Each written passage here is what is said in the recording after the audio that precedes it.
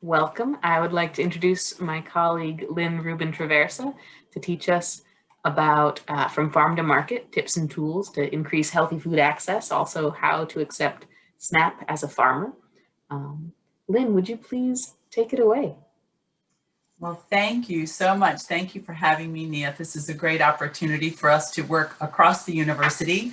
Always looking for opportunities to do that and to partner and to do more together. So this is a great opportunity to talk to you all today about lots of topics surrounding local food, food equity, and food access. So I'm really pleased to be here. So let's get started. Nia already kind of gave the rules. Please do add things in the chat box to let me know who you are and what you're up to. If you are a farmer, especially a produce farmer in Maryland, I would love for you to put your name and your farm name in the chat box. That would be super, helps me get to know you. Let's get started talking. So this is really what we're going to talk about together today. A quick look at the 2020 market season, which we know was like no other with local produce and farmers markets, and what it takes to create a sustainable food system. Dr. Burton could not have set me up better with her conversation, and I'll show you why in just a few moments, but I really, really appreciate her talking about some farm economics and diversification. So all feeds into my talk about creating sustainable food systems, increasing food access and food equity, and then some resources to really help you meet these challenges head on. And then I want to know what's on your mind. So I have some questions to pose, and we could certainly visit those in the networking opportunity at the end. But do by all means put your questions in the chat so that we can take a look at them. So the 2020 growing season, I have renamed it COVID Curveballs and Collective Action because it really did take everyone working together to navigate the changing environment and the changing landscape. And boy, it keeps changing, doesn't it? So we're all having to be flexible. The fact that the governor deemed farmers markets as essential food access sites was so key in ensuring that operations could continue at farmers markets, although farmers and markets pivoted to continue to make food accessible. And they used a variety of amazing market models, innovation, something new you've never tried to make sure that individuals could access and purchase food. And farmers and market managers became social media experts. If you hadn't done that before, you quickly figured out that this was how you were going to stay connected to the public and let them know the changes that were taking place in and around markets. There was home delivery, there was curbside pickup. Never did I think I would see a drive-through farmers market at the Texas Roadhouse restaurant, but they rose to the occasion in Frederick, and that's what they did. So innovation is an amazing thing, and we are able to really keep food accessible in a variety of ways. So pretty amazing stuff.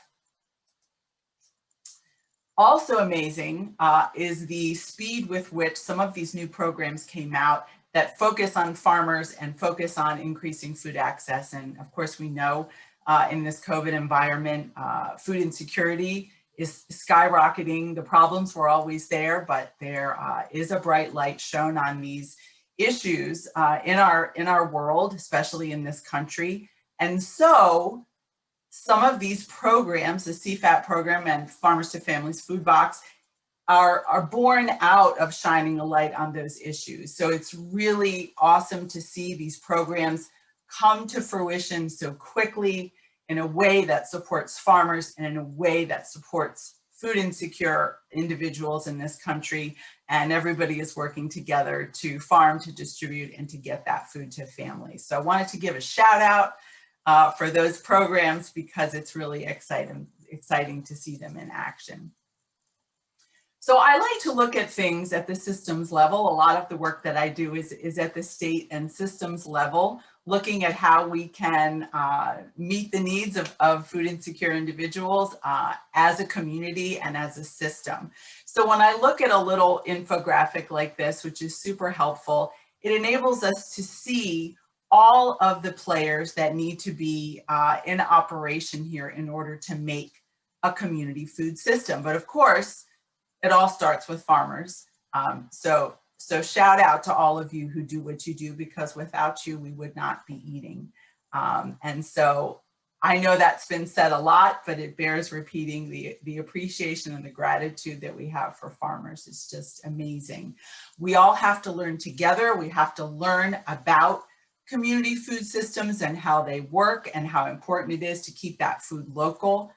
The methods we use to improve access to everyone in an equitable fashion, and then methods to boost sustainability. And this is where many of the points Dr. Burton made, I will echo in a little bit of a different way, but so helpful to look at all of the things that not only improve access, but also improve sustainability, so that what the model that you're using can continue to thrive and to grow.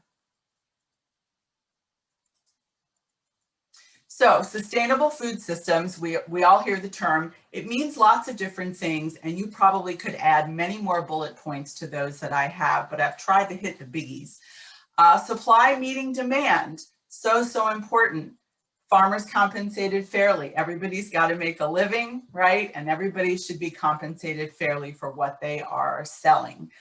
Consumers need to understand what to do with whole, fresh food. That is how I spend a lot of my day, helping people understand what to do with whole, fresh, healthy food, or frozen or canned, and how to access it and where to access it, how to afford it, and then keeping the revenue local in the community. So all of these things work together, these partnerships, this collaboration, and the food system itself. Neath was nice enough to send out a little one-question poll as people were registering for this session.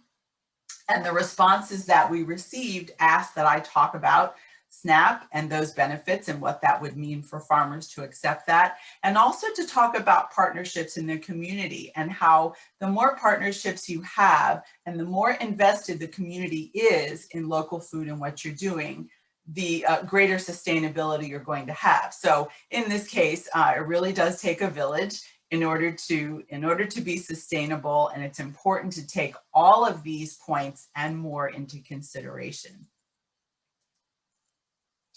Supply and demand. I never thought I would talk about economics so much when I started talking with farmers and market managers, but that's what's happened. We talk about economics a lot and what it means for supply to meet demand.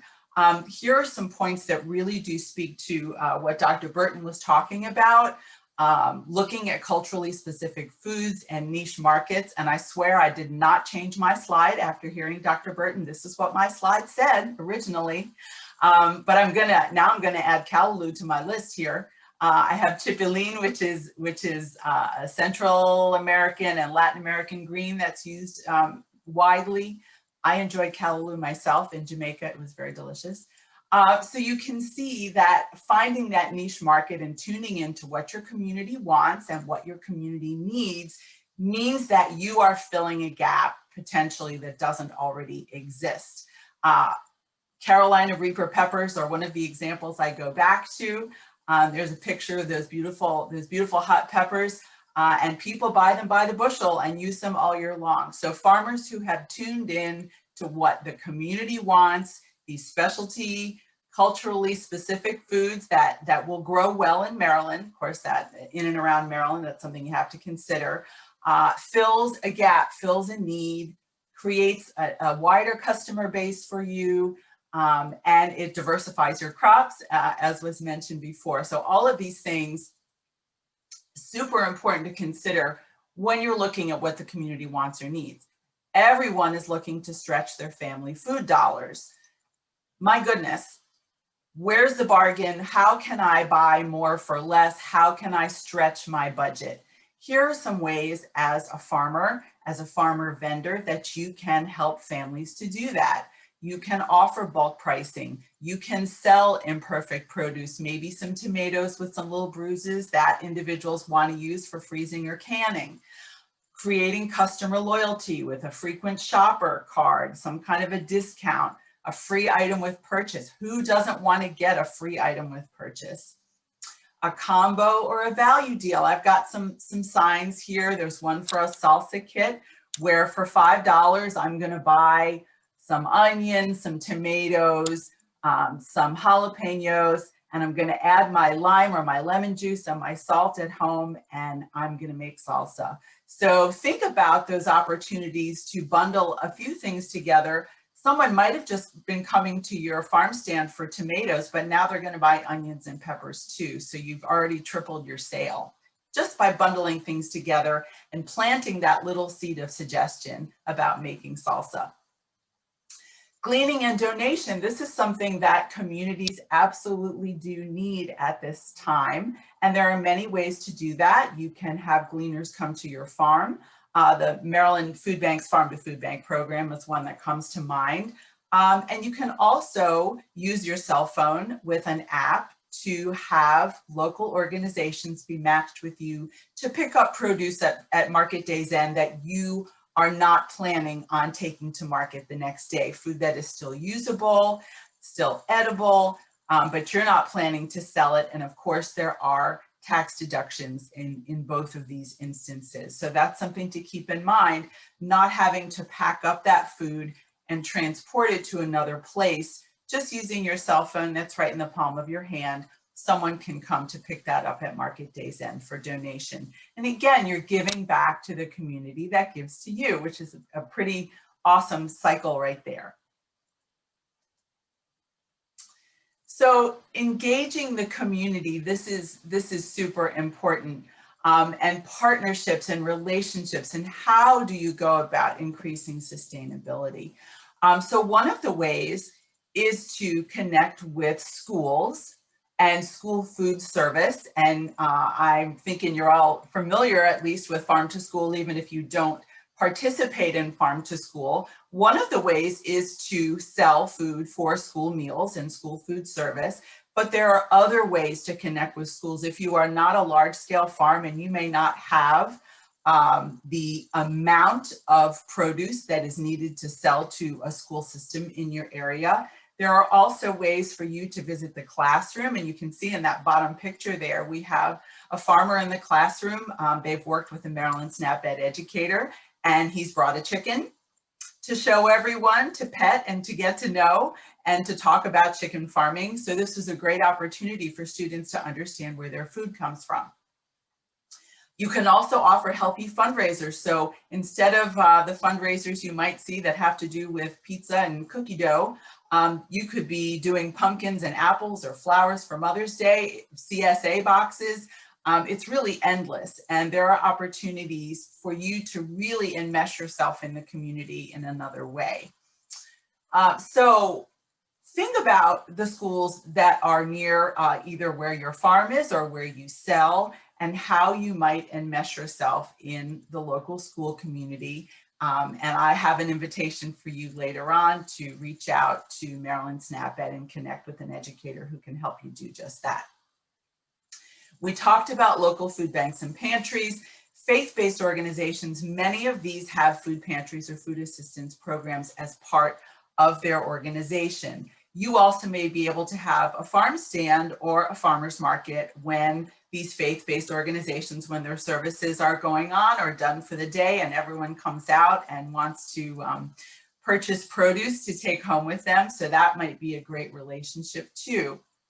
County and city government, extension, and local WIC clinics and local health departments. And WIC clinics, you know, give you that opportunity for farmers market nutrition program benefits. So having an alliance and a relationship with WIC makes really, really good sense if you are accepting farmers market nutrition program benefits as payment.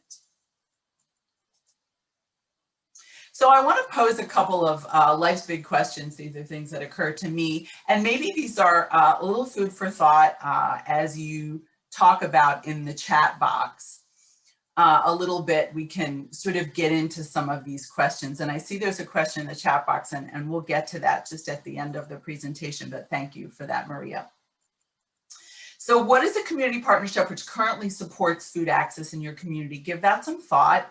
And what are some new community partnerships you'd like to explore? We kind of looked at a long list here. So think about what comes to you, who have I not tapped into, and why would that matter?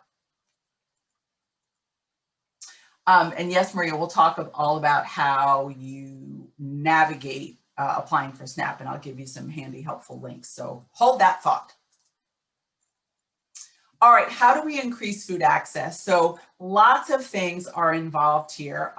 One of the primary ones is to accept multiple forms of payment. So that means cash, that means credit and debit cards, that means SNAP EBT, the Farmers Market Nutrition Program, and you also have the opportunity when you apply to accept Farmers Market Nutrition Program benefits to also accept EWIC, fruit and vegetable benefits. So that's another opportunity, and applying for FMNP is a one-stop shop. The process of acceptance is a little different, but it's just one application.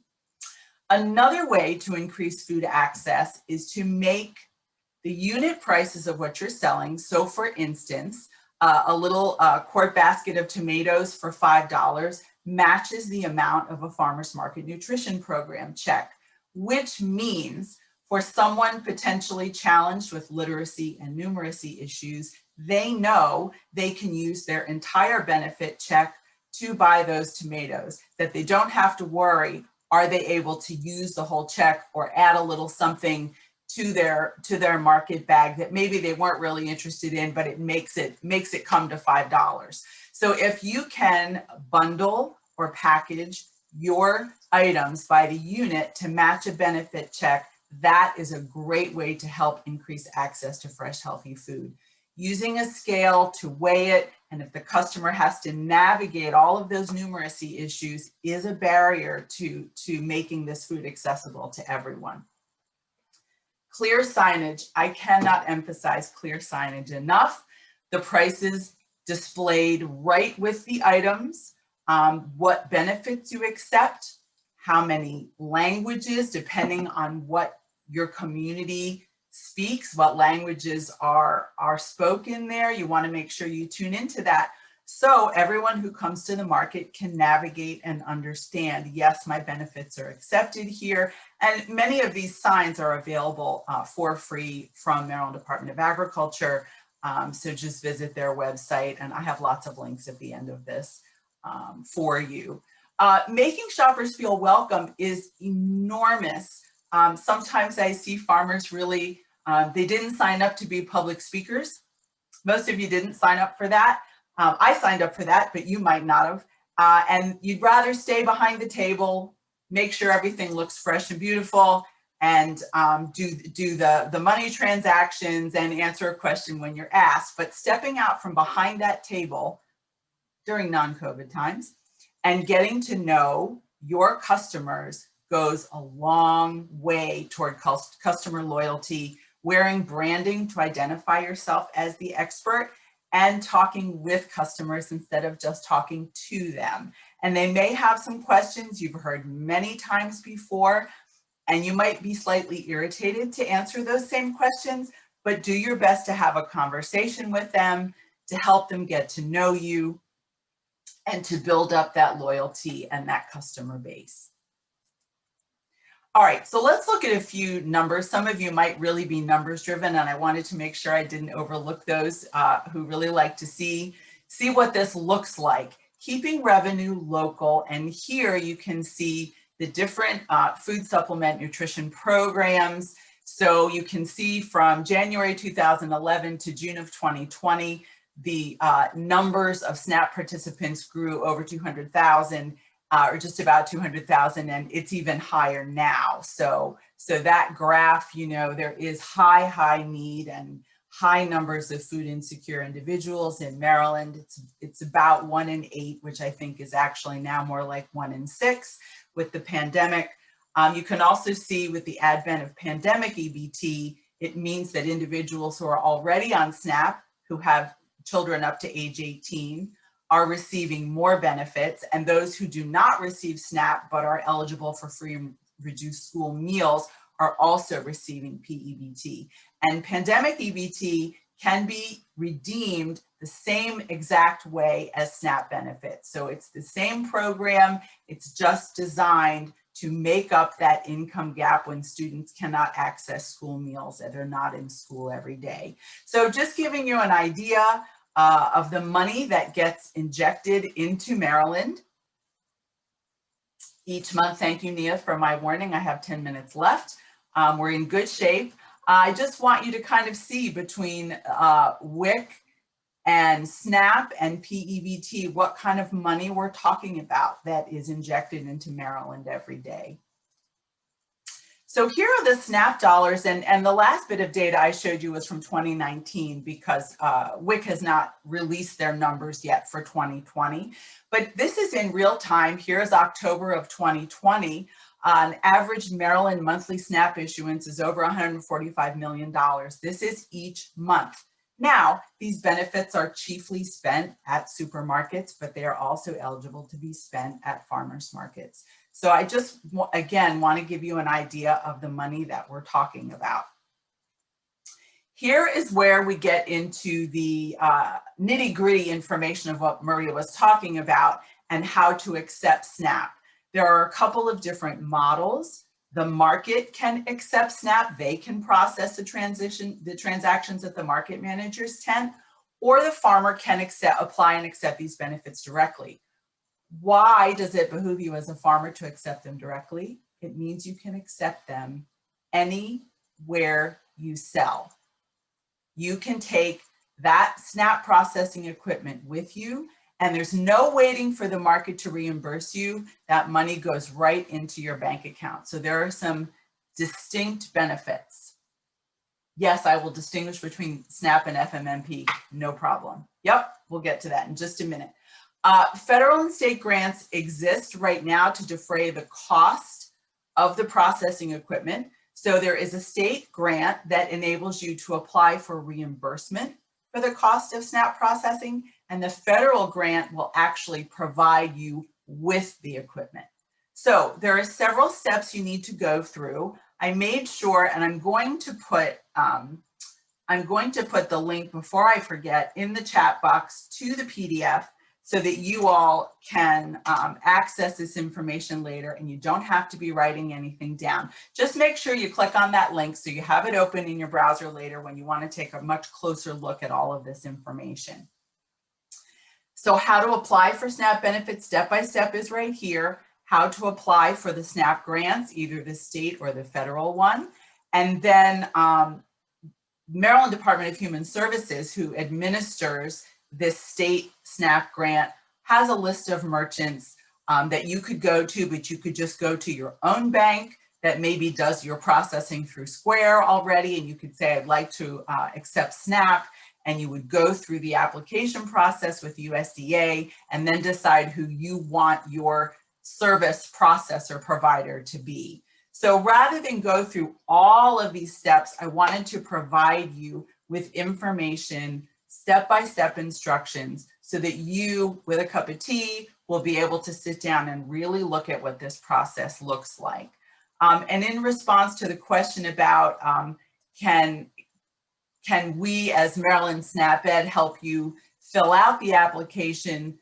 No, we can show you where our funding doesn't permit for that. What we can do is direct you toward the resources to do that. And I can tell you that when you work with your bank or one of the providers listed here or with MarketLink at the USDA level, they do help walk you through the process if this is something that you want to do. So as long as you click on that link for the presentation, you'll have access to all of these different resource websites and resource tip sheets. All right, to talk about Farmers Market Nutrition Program and EWIC really quickly, this is a separate process. This is through the state as opposed to through the USDA. And the way Farmers Market Nutrition Program benefits look at present, they are a paper check that is presented directly to the farmer producer. So you cannot be a farmer's market who accepts and processes Farmers Market Nutrition Program. The farmer has to take these benefits directly. They're only accepted at farmers markets and farm stands. They are not accepted in the grocery store. And these benefits are distributed to two audiences. They're distributed to WIC participants and also distributed to low-income seniors, which is why you have the S at the beginning for seniors. When you apply to accept Farmers Market Nutrition Program benefits, you're also eligible to accept EWIC, but you will need different processing equipment in order to do that. And that is all outlined in their application, and the link to the application is here.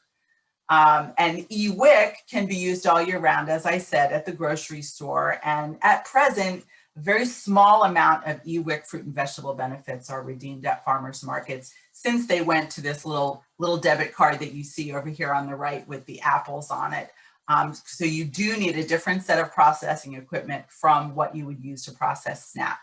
So individual decision, need to weigh the pros and cons. You don't have to accept EWIC if you accept FMNP. You can do one or the other, or you can do both. More big questions. How do you or your market manager promote food supplement benefits acceptance to your community? So I woke up this morning thinking of an analogy. This is what I think about when I'm sleeping. It's kind of the antithesis of the field of dreams. If you build it, they will come. Not necessarily. You can build it and you can accept benefits, but you have to promote it to the target audience to get them to your market. They have to know that this market is welcoming, or your farm stand is welcoming, and that you accept these benefits. And that's why those community partnerships and relationships are so important. So keep that in mind. Just think Field of Dreams and Kevin Costner. And which practices do you have currently in place to increase food access and to make your market welcoming for all shoppers? Keep that in mind. Can you use SNAP for online sales? Is that what you're asking, Maisha? Let me know in the chat box and we'll. Yes, that's what I'm asking, if you can use FMNP and SNAP for online sales. So FMNP is a paper check, so that has to be presented in person. Mm-hmm. I have seen for markets that are using an online format or model that you can check a box, yes, I'm a SNAP customer, and then what you would do when you go to do curbside pickup of your online order, the transaction would be processed then. So while you can't accept the SNAP payment online, you could enable a SNAP customer to go ahead and say, yes, I'd like this produce box, or this is what I'm ordering, I'm paying with SNAP, and I'm going to come and pick it up, and we'll process the payment then. So that's kind of how that has been MacGyvered in order to make that happen at some markets. Which comes another age-old question, and I get asked this a lot, and I talk to farmers about this a lot. Is it benefits acceptance, community outreach, consumer education, and community partnerships? And the answer is yes. I can't tell you which one should come first. What I can tell you is they all need to happen in synergy. They all need to happen at the same time. And so all of these efforts need to be underway. And it really does take a community to do that. So you as a farmer can't do all of these things yourself. And that's why these partnerships with your market manager and with the community are so important. All right, let me just a quick 2-second commercial for Maryland SNAP Ed, because I'm really proud of the work that we do, and all of these resources can be yours to participate in and to access. So look at all the different things we do. We give tours of farmers markets. We promote food supplement benefits at all of the sites where we do education, which includes primarily schools, food pantries, Head Start, all kinds of agencies all over the state. We bring youth and adults to the farmers market to show them about local food and to teach them how to navigate the market. We bring farmers into the classroom. We can actually compensate farmers for their time to come and do a classroom visit. Lots of education. Right now we're doing a lot of distance teaching and learning, but we also, you may have seen our educators on site at the farmers market demonstrating healthy recipes using fresh local produce.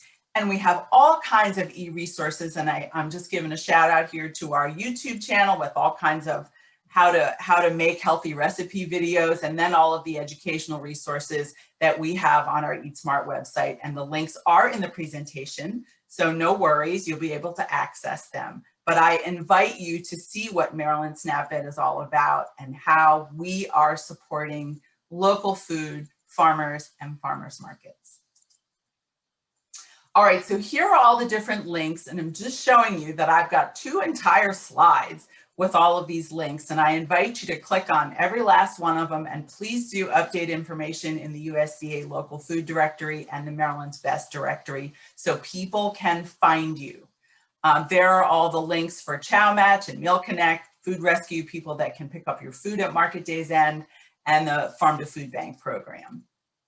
So think about, as we have a little chat, one idea that you might consider implementing as a result of my super speed presentation. I usually have a lot more time to talk with groups, so I apologize for the speed round. It was a little speed dating with Maryland SNAP-Ed, but it certainly will help you access a lot of these resources and consider why accepting food supplement benefits are so important. So thank you very much. I appreciate it. Are there any questions I did not respond to, Neith? I was trying to watch the chat. You did a great job. Thank you, Lynn. I see one just popped in at the bottom from Allison. I'll see if there are any more that we missed. Yeah, so Allison, great question. A list of all the online POS systems that accept SNAP. So SNAP needs a secure connection. It cannot use public Wi-Fi. Same with eWIC, right? So you can't use Square or some other processor like that that would use public Wi-Fi. You have to use a hotspot, and your cell phone can be used as that hotspot, but you need a secure connection. So it's a little bit different, and that's why it requires processing equipment of its own. It's a little bit of a different animal. Thank you, Lynn. And I wanted to ask real quick, I know you do this training in like a whole half day or a day-long format. Do you have any of those coming up that we can advertise? So, well, thanks for the opportunity for the commercial. We will be doing several trainings, a series of them statewide for market managers. We just had a farmer training on Friday, was our first farmer training. And again, that was a little compressed because it was only an hour and I have a lot to share.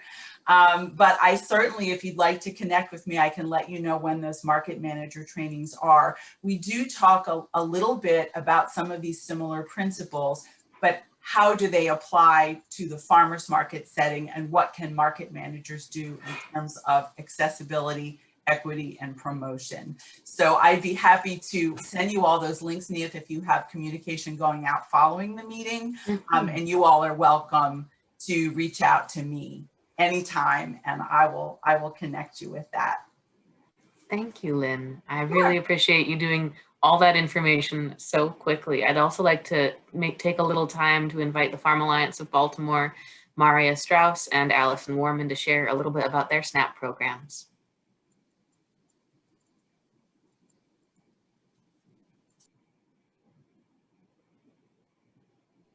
Cool, thank you, Nia. That was amazing and so much information, and I learned a lot from that. Thank you so much, Lynn.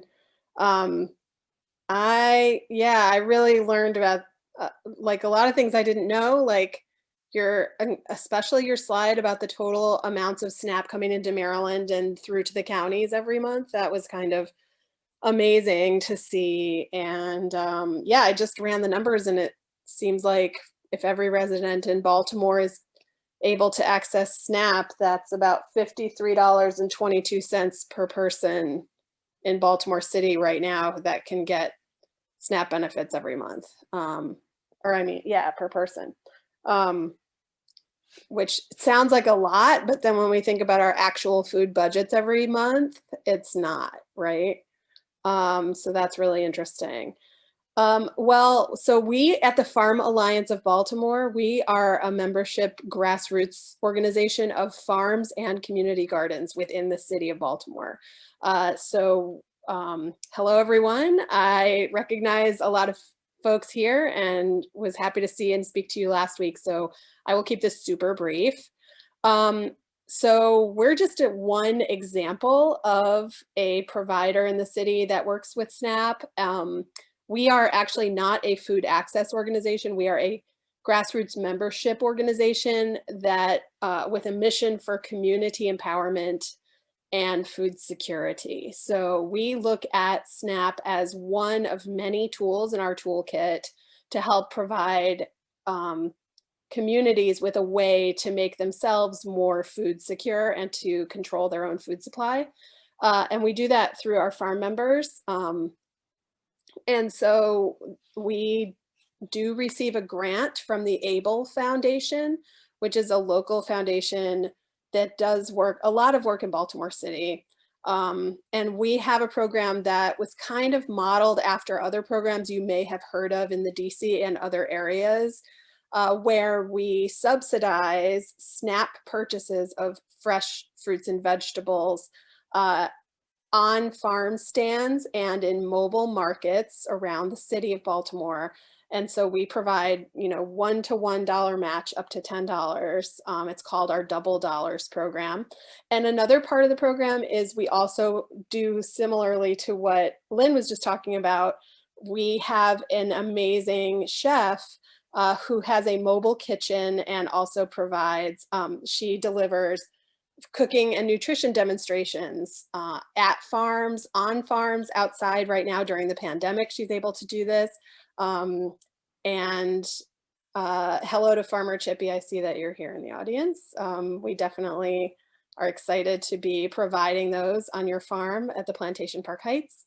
And so farms have basically let us know that this is an important way to provide more food security, more of a way for their neighbors to access the fresh fruits and vegetables at their farms. So that's a really quick summary of our program. And then I want to introduce Allison Werman, who's our program coordinator and is also an urban farmer and is someone who has a lot of experience working in Baltimore City, and she is running this program for us right now. Go ahead, Allison. Hey, Maria. Hi, everyone. Thanks, Maria. I am Allison, the program coordinator for the Farm Alliance. And yeah, it's really exciting to have this session as part of the meeting, Neith. I'm really thankful for you for including this because I think it can be really a challenging piece for farmers to navigate. And I'm really grateful for Lynn for sharing all of those resources because I know that especially getting the machinery for SNAP is a long detailed process and requires a lot of commitment from farmers. So as Maria mentioned, part of what we're doing is making sure that our farmers have some help navigating that process and providing the assistance to actually get access to machines. So as the Farm Alliance, we have machines that we are using and sharing with members. So that we're able to make sure that folks can get that machinery and like she said, also subsidize those benefits. So that is kind of the gist of our programming. And we're super lucky to have some of our members here. I don't know if anyone like Chippy or Maisha, Kimberly, folks using SNAP can speak a little bit to how that has been helpful at the farm. Or Neith, I also don't want to encourage on time limits as well. So I think if any of the farmers want to speak up, we can take a minute for that. Not to put you on the spot. Hey, it's Maisha from Black Yield Institute. And I think we started using a SNAP machine in maybe August. And it was really helpful, definitely helped increase our sales. And just like more customers when like people will see other people coming to purchase produce from us. So it's really beneficial. We are thinking of ways, creative ways of distributing produce and being able to accept SNAP outside of the farmers market. So I'm interested to see what we come up with using the EBT reader we're borrowing from Farm Alliance. thank you, Maisha. Yeah, and we're really excited this year to kind of also spend a little time working with our farmers to kind of put our heads together and figure out some additional marketing or, you know, ways we can really spread the word about this programming, because it is a really great feature that we are able to provide for folks. But it also does take, like Lynn mentioned, a lot of, you know, communicating with individuals as well. So. Thank you. Thanks for doing the hard work to make it a little easier on the growers. And thank you for taking time to be here on a weekend. I appreciate it. Thanks for having us. Thank you so much. Yeah, it's a work in progress for sure. Absolutely. And thank you again, Lynn, for sharing the wonderful information. I hope we can have one of your more in-depth trainings in the future.